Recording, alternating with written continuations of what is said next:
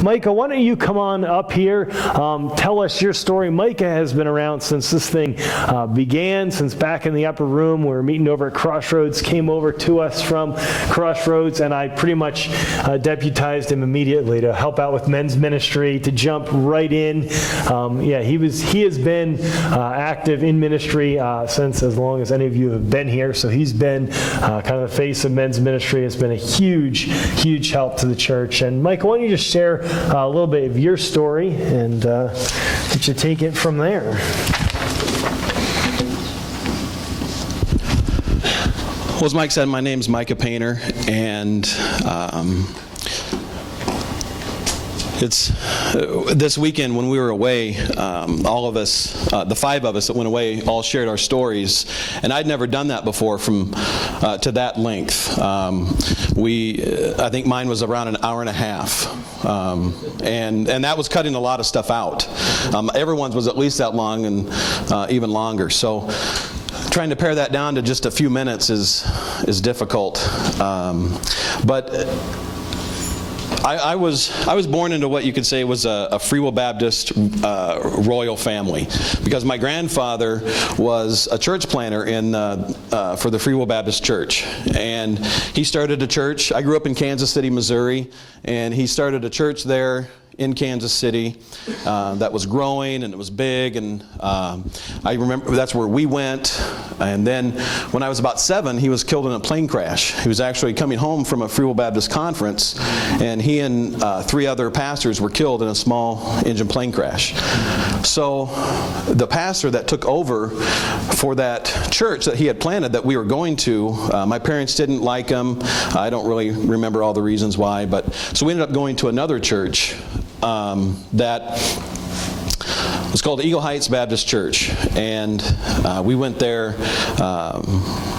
My parents went there until probably the last 15 years. But that church was a very legalistic, fundamental type Baptist church. They had a Christian school with the church, and so that's where I attended 1st through 12th grade, was in a Christian school. And I started there in 1st grade, and what was really prevalent in their teaching at church and then reinforced in the school throughout the week was that God is most happy with you when you're trying to please Him, when you're doing things that you can check off the list, such as having your quiet time, whatever quiet time means, whenever you're praying, or journaling was something they really tried to push on us. And so the days that you nailed it, Jesus was very happy with you and very pleased with you, and was like, yes, I'm glad he's on my team. But on the days you didn't do that, it was just the opposite. He was very displeased with you. So at a young age, it was very much ingrained in my mind that I had to do my part to keep myself in. You know, God got me in, but now it's up to me to stay in, kind of thing. So as I got older, that mentality just kept creeping up, and as I got older and started struggling with different types of sins, I learned quickly that you can't talk about those sins with other people that have that mindset, because they're very judgmental. You know, they don't ever talk about theirs. So it's kind of like Facebook. No one ever puts their bad stuff on Facebook, and so you think everyone has their life all together, when in fact we're all a mess. But I didn't realize that. I thought I was the only mess. I thought I was the only one struggling with things, and so I never talked about anything, any of my problems. I always said, I'm doing fine, doing great, with a big cheesy plastic smile that so many churches have. And when I was about 12 or 13, another kid from church exposed me to pornography for the first time. And so then that became a 20-plus year struggle for me. And it was something I could never talk about, because you can't talk about your problems because everyone else has it all together. And if I talk about problems that I'm really having, that means that I'm not trying hard enough. Otherwise, I wouldn't have those problems. So I became very adept at having a dual life. I had my church life, and then I had my real life.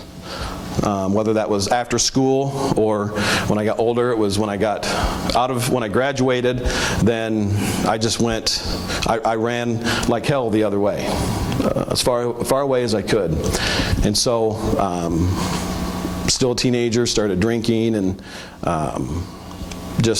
partying and really just enjoying all that the world had to offer, because I hadn't been able to enjoy any of that.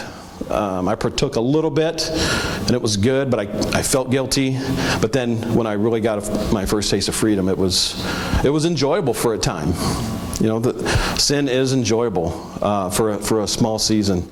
But then it started catching up so I went to Christian college, and because that's what you do. You graduate from a Christian school and you go to a Christian college, and thank God I did, because I met Rebecca there. And so we met in the fall of '94 when I was at Pensacola Christian College down in Florida. And it's a very fundy type school, same kind of environment that I grew up in, and I didn't like it, but it felt comfortable because that's what I grew up with. I thought that's how it was. I thought that's what going to church meant, was that you just had to keep these rules, and as long as you made everyone else think you were keeping these rules, you were fine. So even down there, found opportunities to party and booze cruise, the beach, and all kinds of silliness that I found like-minded people down there to party with. So Rebecca and I got married in the summer of '96, and we lived in Kansas City for a couple years, and still this ongoing struggle with pornography is still ongoing. Rebecca has no idea that this is ongoing, and we moved up here, and we found a church up here. Her family lives up here, so that's what brought us up here. And we went to a similar type church that I grew up in, very legalistic, lots of rules. You know, they frowned at women that wore jeans to church, and it was that type of silliness. There's so many other rules that I could go through, but just absurdity. Well, and again, we went there because it felt comfortable. It felt like that's what I grew up with, and it felt like that's what it should be.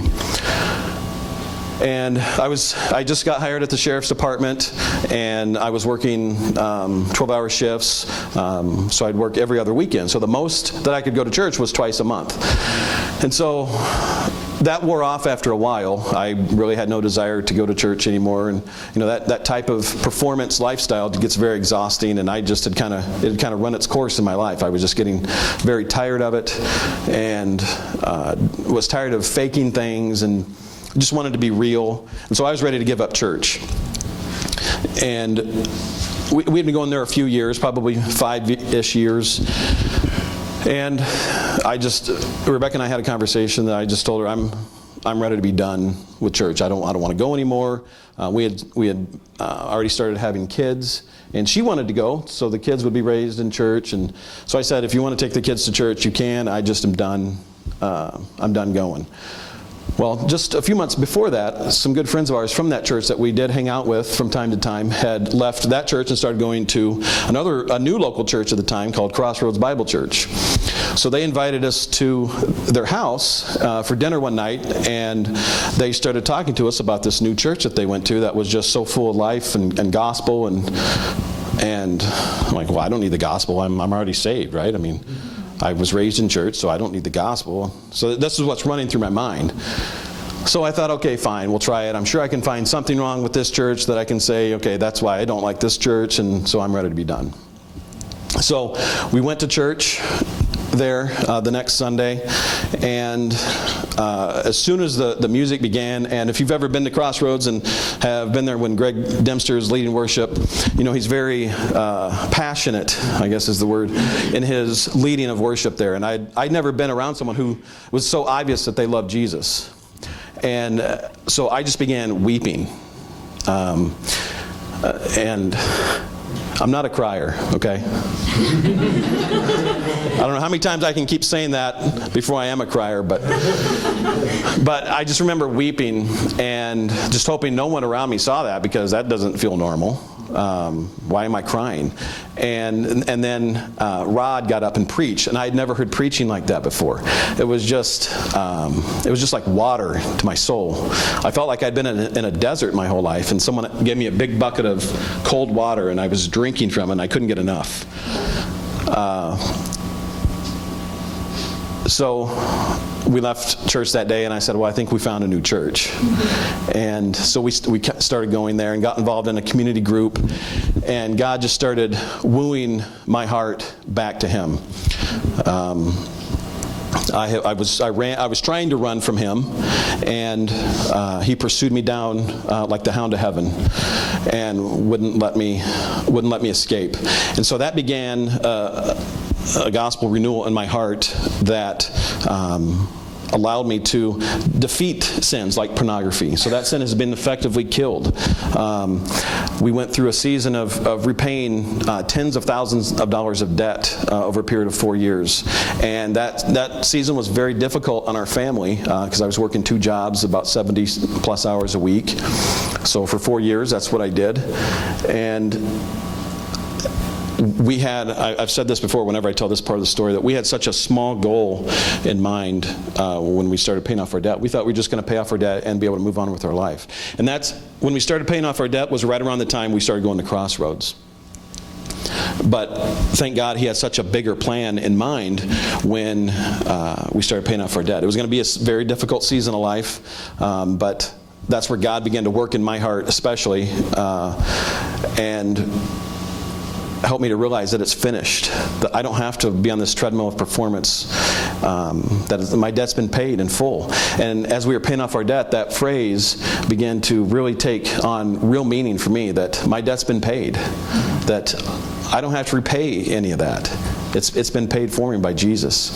And that was just such good news to me, because my whole life I thought I did have this debt I had to repay. And thank God for Jesus that He paid my penalty for me on the cross. And so then I began listening to guys like John Piper and Matt Chandler and those type of people, and it began to reinforce that message of grace in my life. And so I was able to move past much of that and be able to get rid of that second life that I had, that hidden life. It was brought into the open, and so grateful for that blessing. And so that's where we heard about Redemption City. When Mike and Jamie first moved to the area, they partnered with Crossroads, and they got up from time to time talking about their vision of this new church they wanted to start. And so God began to lay that burden on my heart and Rebecca's heart to be a part of it. And it was kind of a scary thing, because we didn't know them, and we didn't know we'd never been part of a church plant, and I had no idea what that even meant, what kind of hard work was ahead of us. And we didn't want to leave Crossroads, because that's where we were growing like crazy and in a great community group. But God really led us to this church, and I'm so grateful that He did. And so by God's grace, I'm a redeemed follower of Jesus.